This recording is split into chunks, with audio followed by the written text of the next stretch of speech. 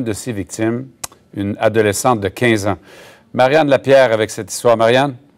On se trouve aux abords de la rivière Yamaska à Saint-Hyacinthe, lieu même de ce drame épouvantable qui secoue ici une famille alors qu'il y a un citoyen au petit matin qui est venu déposer des fleurs. C'est à cet endroit que se trouvait, selon ce qu'on a pu apprendre, la jeune Cynthia, 15 ans. Hier, elle était à ce moment-là vers 18h30 en compagnie d'une amie. Elle prenait des photos comme le font parfois les adolescentes, mais elle aurait perdu sa sandale dans l'eau, aurait voulu la repêcher, mais malheureusement, elle aurait glissé sur les roches qui peuvent s'avérer être assez glissantes et elle s'est retrouvée donc dans le courant. Voyez, l'eau, elle est agitée, donc elle n'a jamais pu remonter à la surface.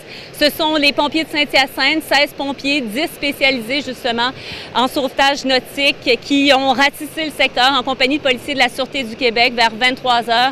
Ils ont réussi à la localiser, mais malheureusement, son décès a été constaté au centre hospitalier. Maintenant, ce matin, il y a des membres de sa famille, des proches, qui sont venus sur place pour se recueillir, mais aussi pour tenter de comprendre ce qui a bien pu arriver.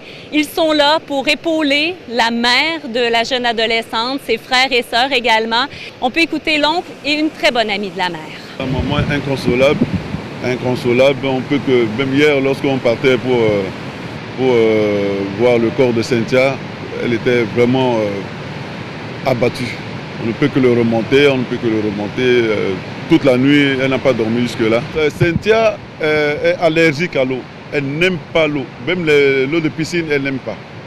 Elle est allergique. Je ne sais pas que s'est-il passé pour qu'elle puisse être attirée jusqu'à ce niveau. C'est une petite fille très douce, très calme et très posée.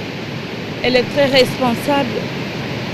Et elle prenait beaucoup soin de ses petits frères et sœurs. On a quitté chez nous, on a passé des années à l'extérieur, dans un autre pays d'Afrique. On a tellement souffert avant qu'on arrive ici au Canada. Donc quand tu souffres avec tes enfants, le mieux à faire, c'est de voir tes enfants grandir. C'est une famille tissée serrée, arrivée au Québec de République centrafricaine il y a quelques années, qui vit aujourd'hui un drame sans nom. Marianne Lapierre, TVA Nouvelles, Saint-Hyacinthe.